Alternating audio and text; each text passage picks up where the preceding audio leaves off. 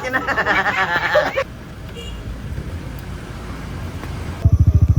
Mabere guys, sa dilim. Ito, ayan ang tinadyo. Ano to? Gewang. Gewang. Beng. Ha? Ang daming pala nga gago.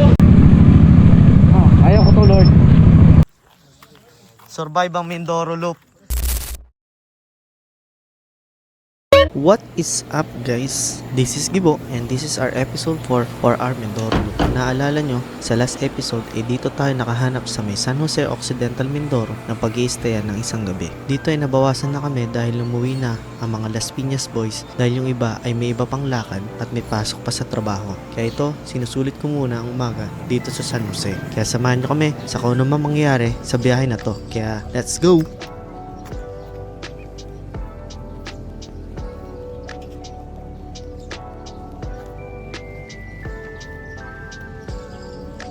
Sobrang pagod, nakatulog na ako kanina. Nakatulog na nung gabi. Ayos namin, guys.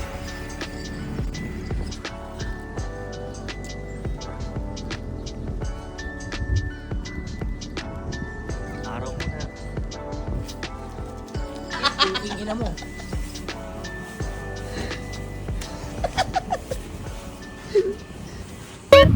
Dito ay nagre-ready na kami para sa aming biyahe at ang unang destinasyon natin ay sa Devil's Mountain dito sa may Batasan sa may San Jose.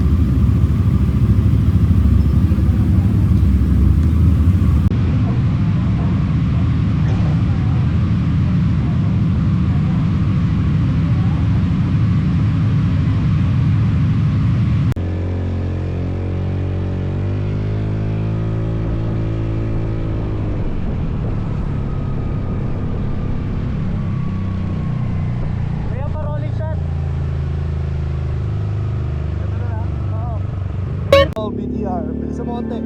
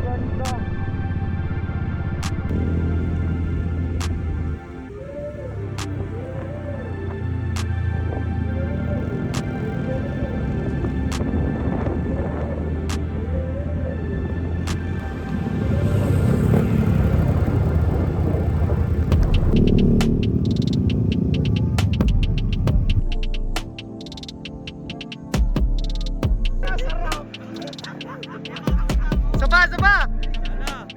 Tama na, pre. Tap. Nagkakabigay masyado eh. Okay. Bawal pa pagtripan eh. Exhibition! Kasama yan, pre. Champion of the world! Para sa iyo. Thank you! Naktayo ka dyan.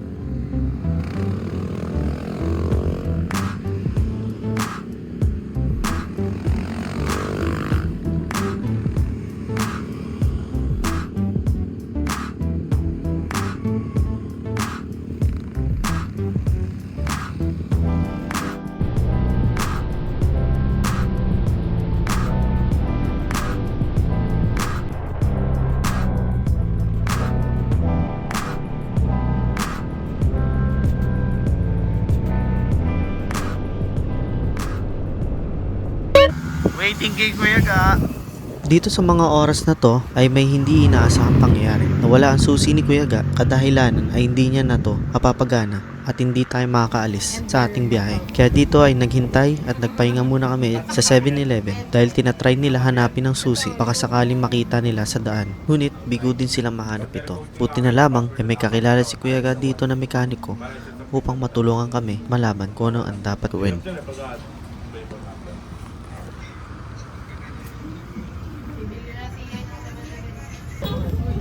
Bye-bye! Dito ay umuwi na rin ang ibang tropa na sila Kuya Daniels, Kuya Lee, Kuya Pao at si J Mark. At kung gusto nyo makapanood na ibang pangyayari dito sa Mindoro, kindly follow Kuya Daniels. Solid ang mga content niyan at hindi kayo mabibitin sa storya ng biyahe namin. Patingin nga, Kuya. Dali na! Tuyot ka, pre. Yung iba po, nasa ibang lugar eh. Nasa Blayan sa Kakalindado. Ay, sarap din ba yung ano po? Bayan. Oh. Kaya anong pangalan ng shop nyo, ya? Ay, ano po? Mark Rizzo po ang dala kong shop. Mark Rizzo Tech. Shoutout kay Kuya. Ay, kay Kuya. You know, Kuis Motor Shop. Ano Kuya? Yes. Sani Puwersa, no? Sunny Puwersa, mga taga Mindoro tsaka taga Cavite City. Nyahaha!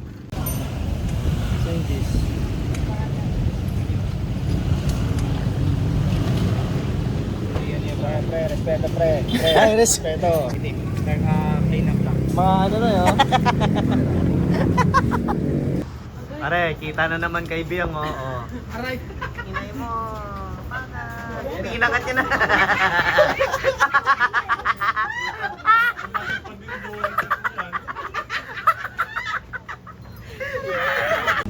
Sige, testing. Remote nito ito? Ito, remote. Talaga? Ayan o, doon o.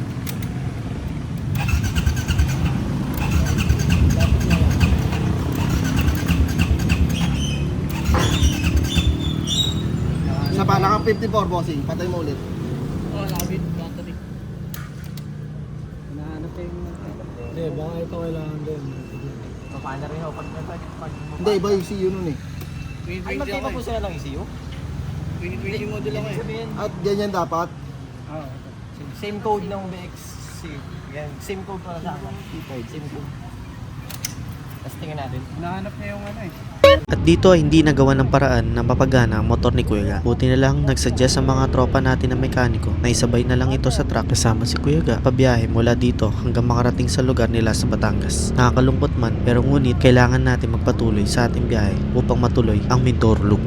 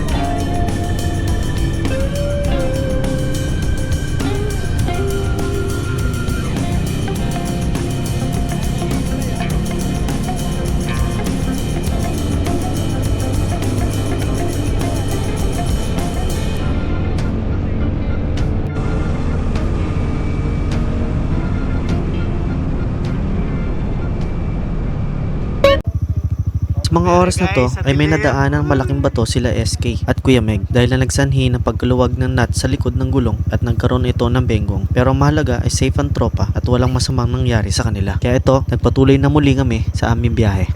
Pare, wag mo harangan yung ilaw. Pare.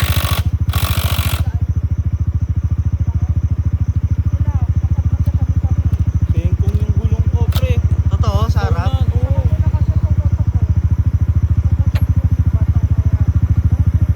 Ano nangyari, Meg? Nadaanan mo ba to? Hindi, sa kanila muna, nadaanan nila. Sabay pag di na ako nakaiwas eh. Umano yung kagad sa akin yung bato. Basta sa kanila pumutok yung ano nung pumutok yung bataw. Oo. O parang ganun tapos may pumunta kami sa aming bataw eh. Pumutok talaga siya. Okay na, pare. Hindi na maluwag. Pumutok sa aming Ha? bataw. Nadaanan nito. Okay na. Parang pumutok yun. Ayos, ayos, pare. Yun yung tumama.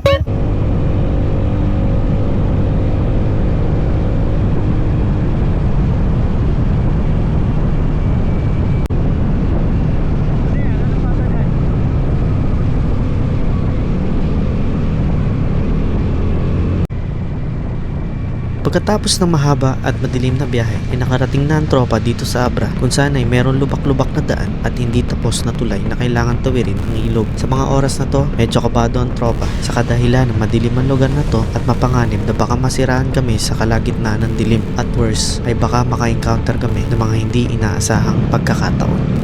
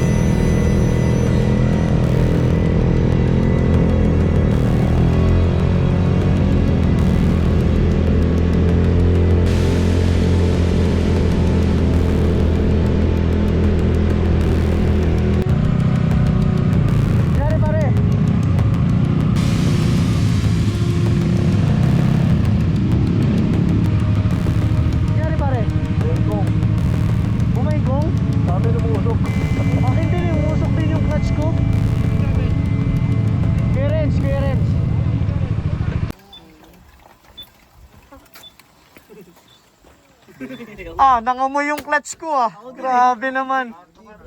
Kaya nanggagatas. Tara, tara, baka may makakita sa atin eh. Tara, tara. Teka, may naiba. Tara, dito tayo mong Pare, nangamoy yung clutch ko, pare. Grabe naman talaga. Mabuting kayo dyan. Let's go. Oh. Memories.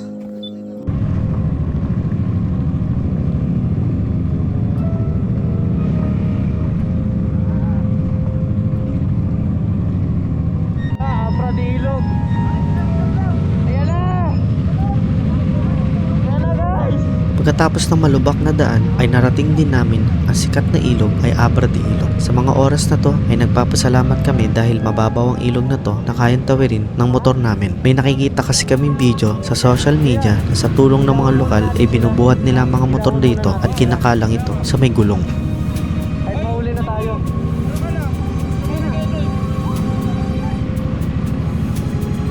Doon ka na sa harap ng video.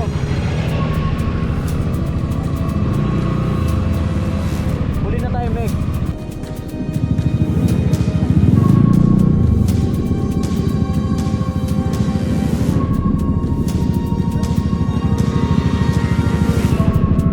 Hey guys! Abra de Ilog, buti mababa tubig. With Kuya Meg. Yes. Okay lang yan. Tara, tara. Hey, palag. Tara, kuya.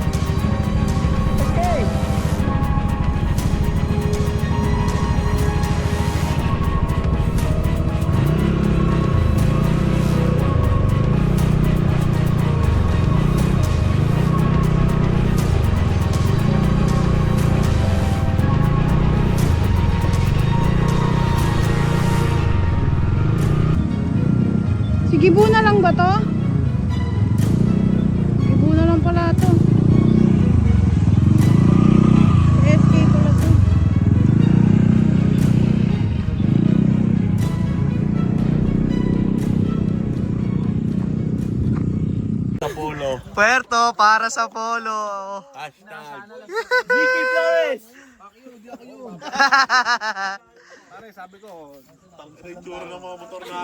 Survive kami. Abradilog. Pakita mo yung mga motor, pre. Yes. Putang na, puti na mga motor niya. Hayop. Yung all-ins pre na black. Tingnan yung all-ins sa black. Puti. Idol ko na idol ko na to, pare. Pre, respeto pre. Idol ko na to. Grabe. Aray, pang motocross. Gutom na ako. Grabe. Ayos ah. Survive kami, survive. Sige, pre, kahit big.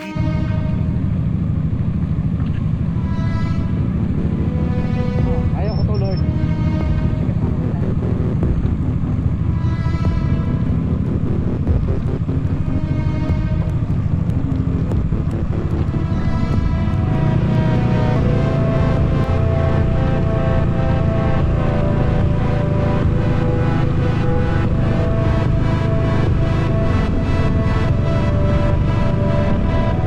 Kala namin dito ay tapos na ang kalbaryo, ngunit nag-uumpisa pa lamang ito. Mas malalalim at matatarik ang mga lubak dito, nakakailanganin bumaba ang ating mga OBR.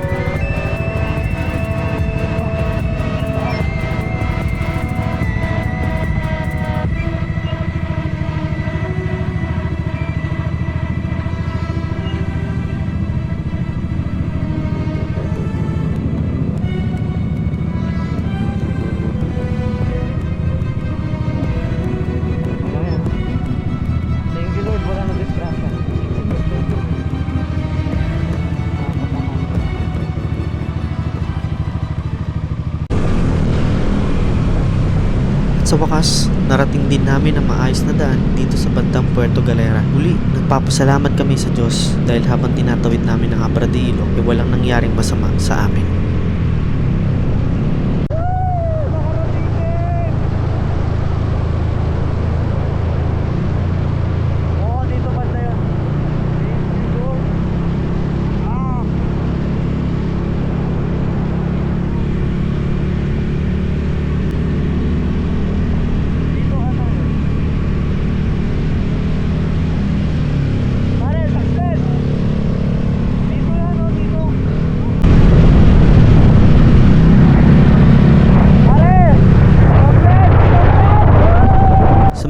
Na to ay tuwan-tuwa kami na natapos na namin ang Mindoro Loop. Worth it lahat ng pagod dahil nung mga nakaraang araw ay pinaplano pa lang namin to paano gagawing ruta. Ngayon ay natapos na namin.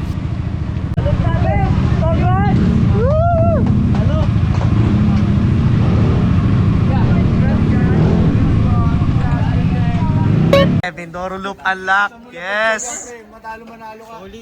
Solid. Solid ni Irish. Pare. Gutom na. Solid. Tapos na namin. Habang nagpapahinga kami dito sa 7-Eleven ay naghahanap na sila Kuya Sian ng pag-i-stayan natin dito sa may Puerto. Puerto Galera. Mindoro Loop. Done. Guys. Halika po. Sobrang solid ni Buddy. Di tayo pinahiya. Yes. Nami. Yes. Let's go. Unlock. Okay na din, Jerry. Mabangkot yung hanap branchen.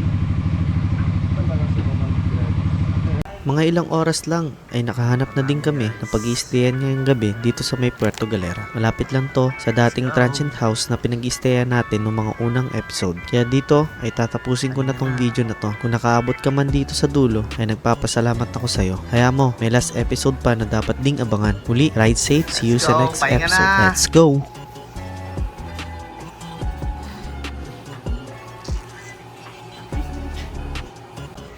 Tamang luto, ang idol ko. Yes. Pare marunong. Pero magluluto talaga is... Ito, si pare. Buti na lang, sipag ni Iski. Hindi, ikaw na ako. Oh! Ako na lang. Ako na lang. Reklamo yan. Hindi pa dyan eh. Yun na, pare. Na-appreciate ko luto mo, pre.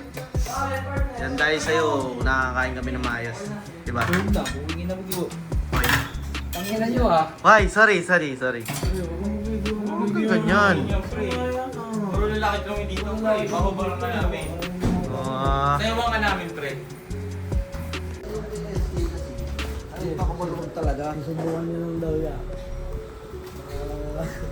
Try natin. Ba?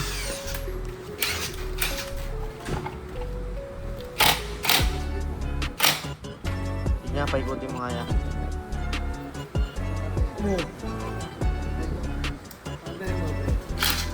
Oh, stock pipe naman eh. Stock pipe naman. Oh. Ay, gulang mo. May nakikita ka kaya naman.